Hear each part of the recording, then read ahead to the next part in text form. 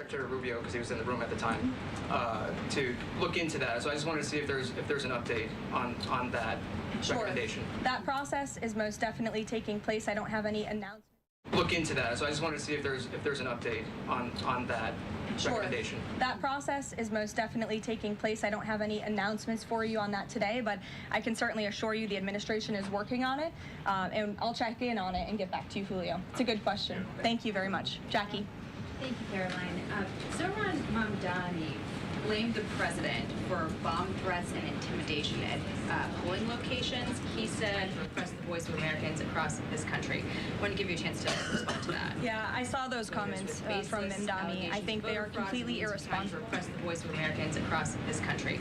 I want to give you a chance to respond to that. Yeah, I saw those comments from Mamdani. I think they are completely irresponsible, and they are based on zero evidence. And I think this is just another example of how the Democrat Party unfortunately stands for nothing. All they stand against is President Donald Trump.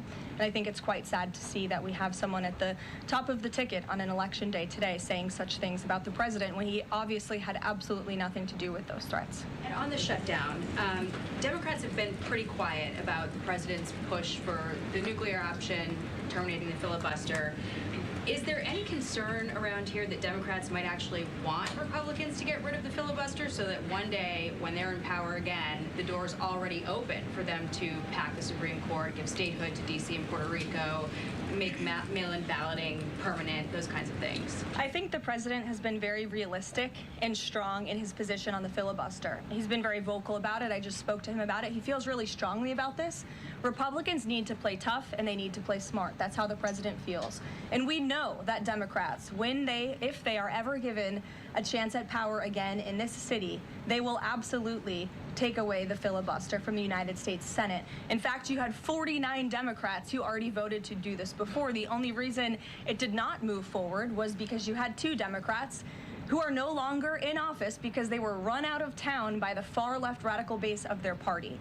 And so President Trump is quite clear on this. He wants to see Republicans move as many good pieces of legislation for our country forward in the next 3 years of his administration as they possibly can. And the filibuster is one means to doing that. You talked to Johnson and Thune about it. I know that they had both voiced some opposition. Have there been any conversations with them? He has. He's made his position to them very clear, both publicly and privately. Ouija. Can you help clear up some confusion about SNAP benefits? Because Sure. The president just posted that they will only be given out when the radical left Democrats open the government and not before. But just yesterday, the administration said it would comply with a court order to expend the full amount of SNAP contingency funds by end of business day yesterday. So did the administration distribute that money or defy that court order? No, the administration is fully complying with the court order. I just spoke to the president about it. The recipients of these SNAP benefits need to understand it's going to take some time to receive this money because the Democrats have forced the administration into a very untenable position. We are digging into a contingency fund that is supposed to be for emergencies, catastrophes, for war. And the president does not want to have to tap into this fund in the future, and that's what he was referring to in his Truth Social post. So the Department of Agriculture, as for the latest SNAP payment in the judge's order, put out guidance to states today on how to get that money to the recipients of SNAP, but it's going to take some time. The best way to get the full amount of SNAP benefits to those beneficiaries is for Democrats to reopen the government. So to anyone who is a SNAP beneficiary at home who needs that assistance, and the president was just saying, this is for people who are truly needy, who need food, who need this assistance from the United States government. Democrats are holding it up and making it difficult for the administration to get those payments out the door. So if you are at home and you want your SNAP benefits, call the Democrats and tell them to reopen the government. Blocking that contingency fund for the future if this shutdown lingers on? Look, the president does not want to have to continue to dip into a contingency fund that doesn't even have enough money, by the way, to fund the full program. It takes $9 billion to get the full scale of the benefits out the door. This contingency fund only has about $5 billion in it. So again, Democrats need to reopen the government so we can get these benefits out the door for people who truly need them. Kate. Thanks. The president suggested that if Mamdani wins, that he would cut federal funding to New York. How much funding would be impacted? What would be impacted there? Well, look, we won't get ahead of the election results, nor will I speak to what the president may do in the future. We'll see how tonight goes, and then I'll let him speak on it further. And why did the administration exclude Democratic lawmakers last week? There was a briefing about U.S. strikes on alleged drug trafficking boats. Why were those Democrats excluded? The administration has briefed Congress on these matters 8 separate times, and Democrats have been included in those briefings. In fact, I know that Secretary Rubio will be on Capitol Hill tomorrow to brief the Gang of 12, which includes Democrats as well. So the president's made it very clear, if senators want to understand the administration's operations against narco drug traffickers, we are very happy to speak with them about that, and we will continue to do so. But we've been incredibly transparent. As I said, there's been 8 briefings on this topic, with the 9th coming tomorrow. Rachel. Thanks, Caroline. There's been some reporting out there about the possibility of furloughed workers not getting back pay. We know that the president signed that bill into law in his first term. Does the administration guarantee that all furloughed workers will get back pay? This is something we are very much open to discussing with Democrats as part of the discussions about the continuing resolution to keep the government open, and it's something that Republicans are talking with Democrats about right now. I won't get ahead of those negotiations or discussions. That's a possibility that may not happen, even though it's law. I just said Republicans in the White House are very much open to discussing this with Democrats. And just one last question. As this government shutdown now drags on, about to make history as the longest government shutdown in American history, can you talk about what the president is personally doing to try to see an end to this? He's pushing Republicans to keep voting and to keep opening up the Senate floor to vote for the clean continuing resolution. He had the Senate Majority Leader and the House Caucus Leader, Hakeem Jeffries, here at the White House to talk about this in the very early stages, to give them a chance to come to their senses and avoid this entire government shutdown at the very beginning. And they chose not to. And I think it's been very clear to everyone in this room and to everyone across the country that the Democrats are playing partisan politics with our United States federal government. And all Republicans have wanted to do for the last 35 days is reopen the government. That has been the president's position since day one. It is his position today on day 35. And all we need are 5 common sense Democrats with have a little bit of courage and come to the table and vote with Republicans. I saw Senator John Fetterman on television last night saying that he hopes more folks in his party will step up. And we certainly agree with him on that point. Sure. Caroline, the president posted on True Social that the voting underway in California is, quote, rigged. What evidence does he have of that, and what does it mean that mail-in ballots in that state are under legal and criminal review? By whom and why? And also, in this vein, does the White House still plan to issue an executive order banning mail-in voting, and what legal authority do you have to do that? The White House is working on an executive order to strengthen our elections in this country and to ensure that there cannot be blatant fraud, as we've seen in California with their universal mail-in voting system. It's absolutely true that there's fraud in California's elections.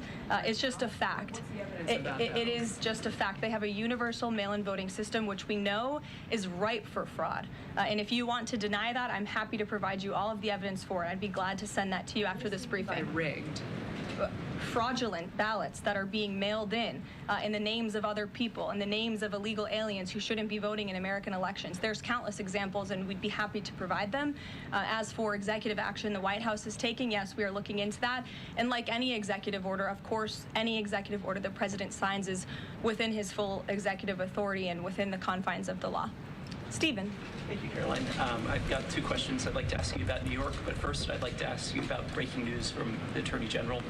She revealed just about an hour ago that the Biden Justice Department seized President Trump's official first-term phone and subpoenaed his private phone records. Do you have a reaction to that? And also, do we know if they actually got those private call records? I saw the Attorney General's post on that. For additional questions, I would refer you to the Department of Justice, but I think this is just further evidence of the egregious overreach and weaponization of government that took place under the previous White House against then former President and now President Donald J. Trump. It was a clear effort by the Biden White House and the Biden DOJ to go after the president, and this is just further evidence of that. On New York, we've seen the president's messages that he's put out, but could you describe how he's feeling as a New Yorker watching this election? Well, the president is a New Yorker, and he loves New York. It is his home. He talks about that all of the time, and he's made his thoughts on this election quite clear, I think, himself. In the back, yes, go ahead. Thank you.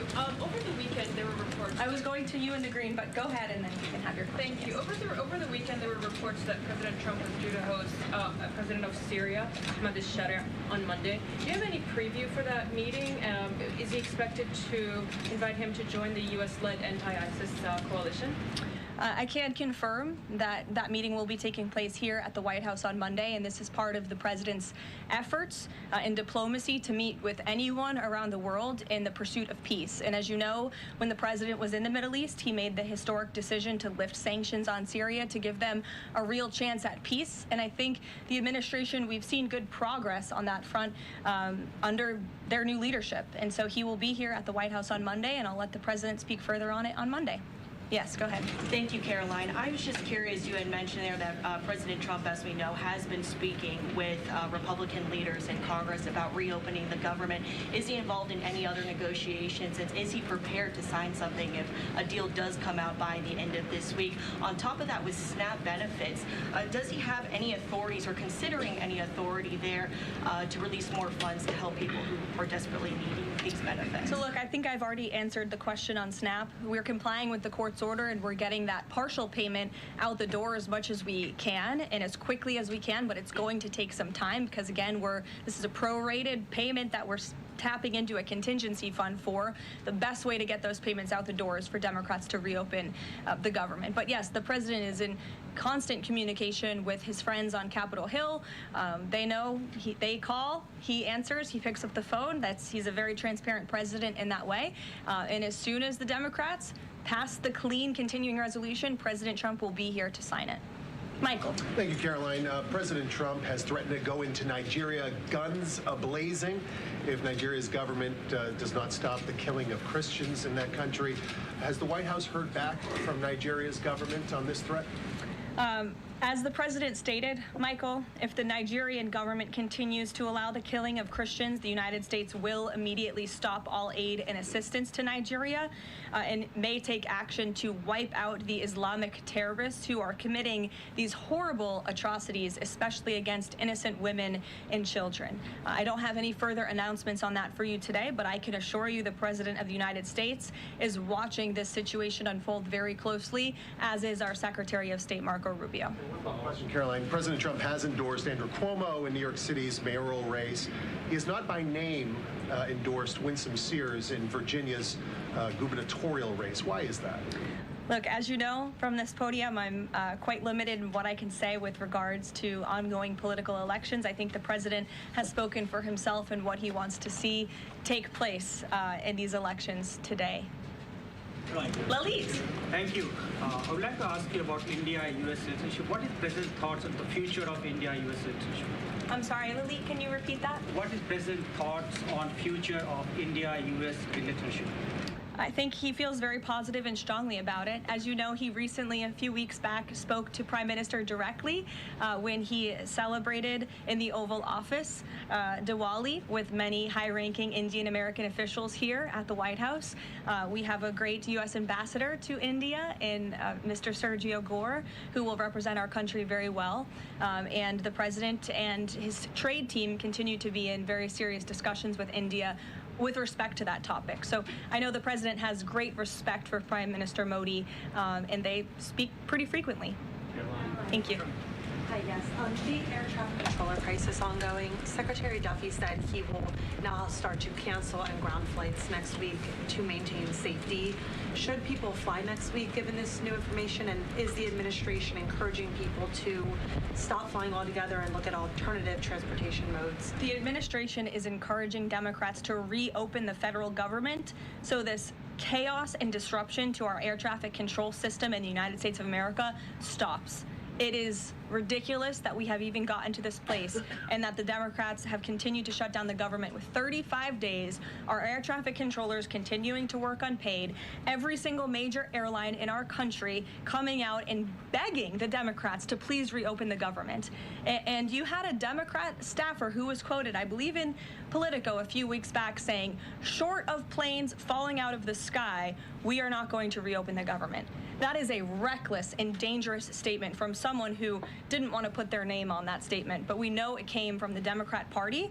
And I think we're very clear. We want to reopen the government so we can resume travel in the safest and most efficient way possible, especially as we head into the busiest travel season of the month. We have Thanksgiving in a few weeks. And so Americans across the country need to make it very clear to their Democrat representatives that we want this government to be reopened so we can resume safe and efficient travel. Prien. Caroline, as of last I checked, the president still had not commented on the death of former Vice President Dick Cheney. Is the White House involved in the funeral arrangements in any way? Does the president plan to speak at the funeral? Has he spoken to anyone in the Cheney family today? And does the White House have an opinion on whether or not the former vice president should lie in honor or stay in the Capitol? I don't believe the White House is involved in that planning, or at least hasn't gotten to it yet. I know the president is aware of the former vice president's passing, and as you saw, flags have been lowered to half staff in accordance with statutory law. Jasmine. Thank you. Back on the question of the filibuster, how much political capital is President Trump willing to expend to get Republicans to do what he's asking? I mean, will we see him at the Hill? Will he be calling folks over here? What exactly is President Trump planning to do outside of these true socials and maybe some of these private conversations to get Republicans to fall in line? Look, I think you'll see. I think you'll see the president continue to engage very strongly and consistently with his friends on Capitol Hill. I don't have any meetings to read out for you at this time, but I think you should stay tuned and keep your eyes on Truth Social on this matter. The president's making his position on it quite clear. And again, he is right. Republicans need to play tough. We know that this is what the Democrats will do if they are ever given the keys to power again. And he wants to pass as many good pieces of legislation as we possibly can for our country and for our people. That includes election integrity reforms. It includes additional tax policy. It includes, fixing our immigration system further in ways that only Congress can.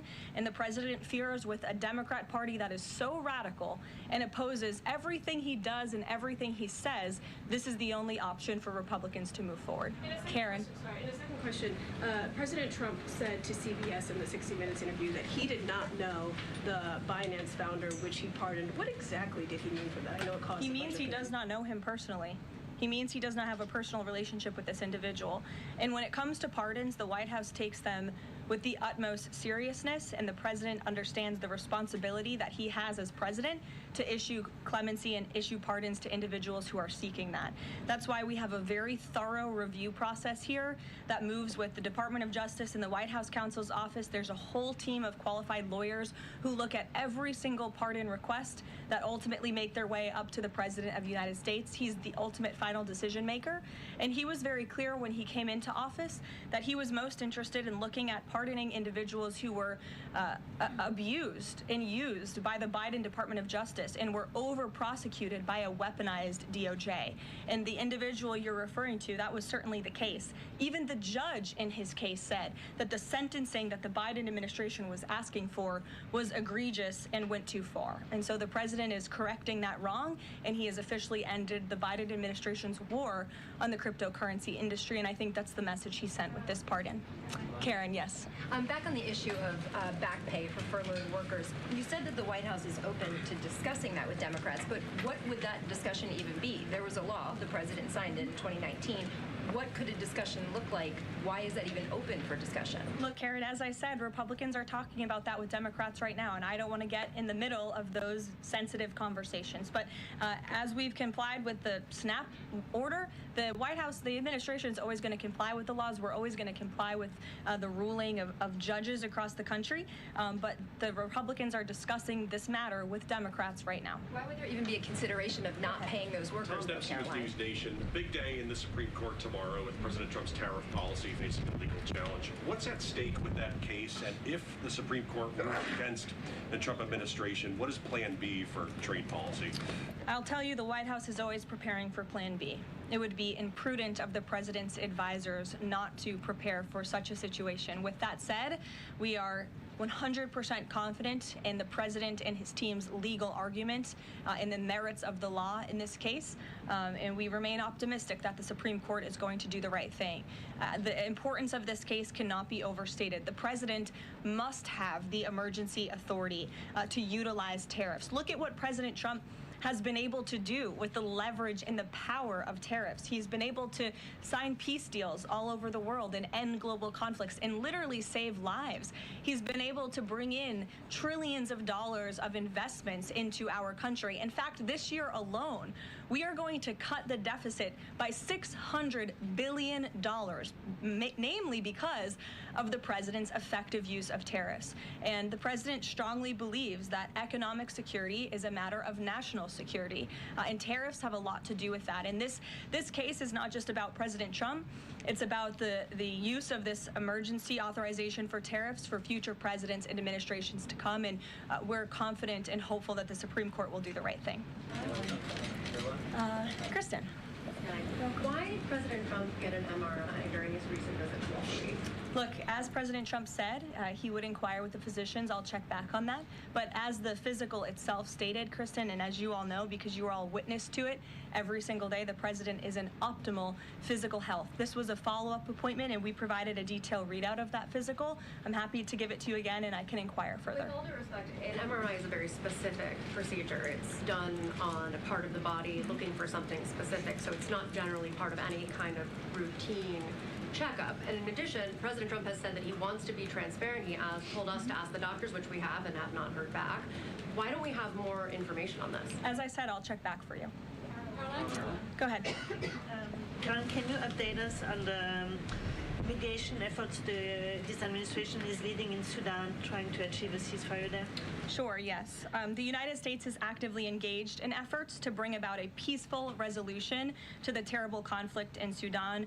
We remain committed to working with our international partners, including Quad members, Egypt, Saudi Arabia, the UAE, as well as others, to lead a negotiated peace process that addresses both the immediate humanitarian crisis and the longer-term political challenges. I actually spoke with Secretary Rubio about this morning, as of course there's been, kind of an uptick in recent reporting on the matter, and he assured me that the administration is very much engaged. We're in pretty frequent communication with those Arab partners that I just mentioned, and we want to see this conflict come to a peaceful end, just as we have with so many others, but the reality is it's a very complicated situation on the ground right now.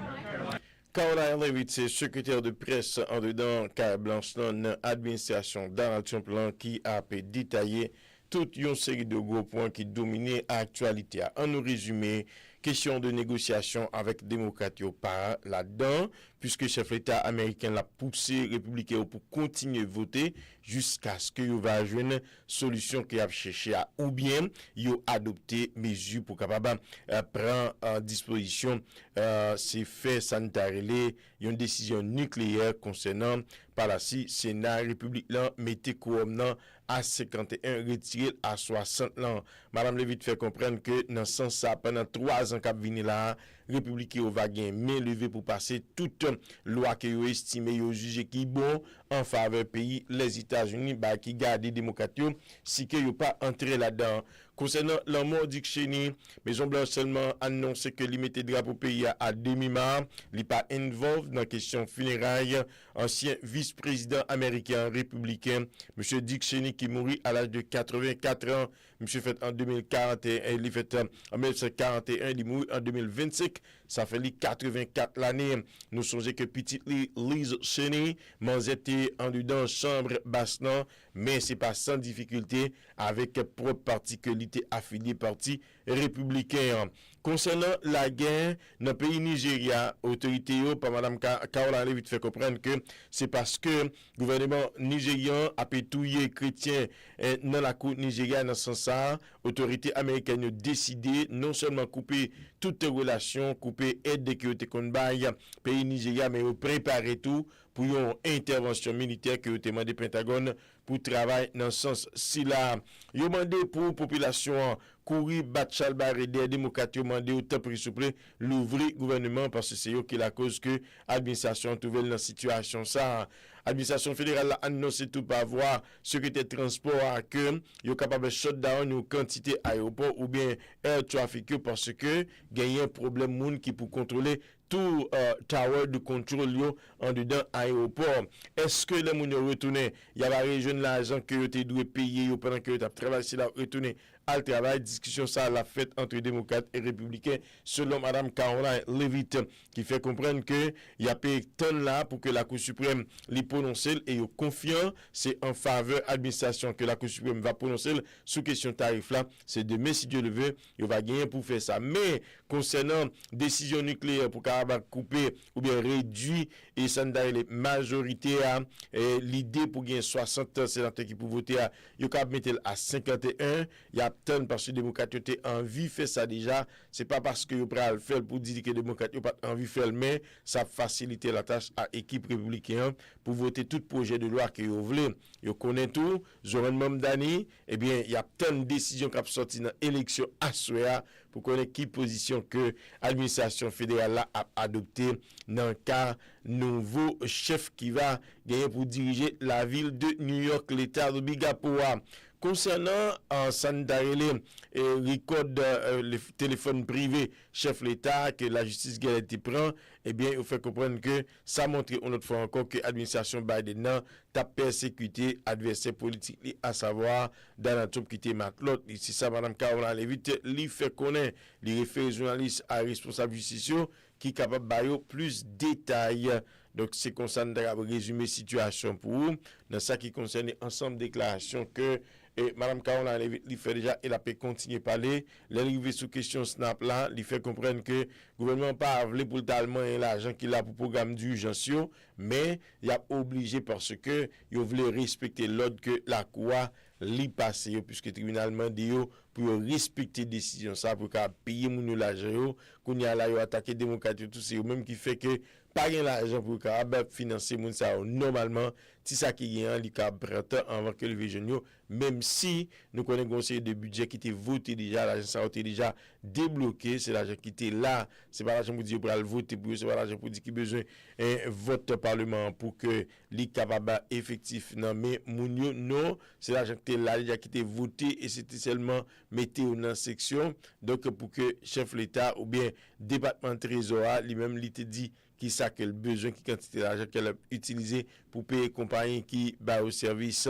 dans vendre moun yo manger ou bien permettre que 4 ça yo mettez l'argent sur lui donc c'est parti causer qui a parlé en sport pour nous aller t'es une quantité match qui était joué hier soir là dedans yo résultat NBA c'est équipe les Lakers qui font l'autre victoire dépend de Portland mais victoire ça c'est au dépend de Portland qu'elle fait comme nous t'a dit 123 contre 116 l'équipe de Sacramento Kings les tombé devant Denver Nuggets 124 contre 130 la formation de Dallas Mavericks li tombé li baissé tête devant équipe Houston Rockets 102 contre 116 l'équipe d'Atlanta Hawks lui fait 120 points alors que l'équipe LA Clippers là, c'est Miami Heat, pardon, c'est pas Atlanta, c'est Heat qui fait 120 points, équipe Clippers là, il fait 119 points. Pour un petit grain pour eux, mais déjà l'équipe Miami a remporté match à songer, c'était 10 que était tombé devant l'équipe Lakers là. Gagné tout équipe nationale des moins de 17 ans qui est entrée dans l'organisation Coupe du Monde de football 2025 là, qui a fait dans le pays Qatar. Équipe haïtienne a fait une mauvaise entrée en fonction puisque les prend sévère 4-1 dans l'équipe chinoise là. Les qui ont commencé équipe Égypte pardon les qui ont commencé compétition jeudi malgré que équipe la t'est censé a bien joué pour nous-mêmes mais il pas capable de chaque fois équipe égyptienne dans jeune à soi et puis li mettez goal non comme ça et nous mais si tout le monde allait nous va rencontrer un peu plus tard comme nous te promet tout déjà résultat élection yo et là nous venons pita après heure de combat là pour nous résumer pour actualité parce qu'on est nous là pour ça pour nous que bon informer nous besoin on même été accroché à fréquence là nous besoin on même ou abonner puis partager inscrit jeudi à la sous page Facebook Pistas dans sous page YouTube là sous page TikTok là pour que ou capable connaître tout ça qui a passé pour aider nous faire plus vidéos plus informations plus bulletins de nouvelles la caille plus émissions évangéliques toujours Pistas un peu plus parce que Pistas là c'est power, ok. N'allez étoile puissance là fermé pour le moment. Nous va retourner pour que nous capables de continuer à informer sous étoile ça qui a monté en puissance Pistas radio et télévision. Bonne fin de journée tout le monde.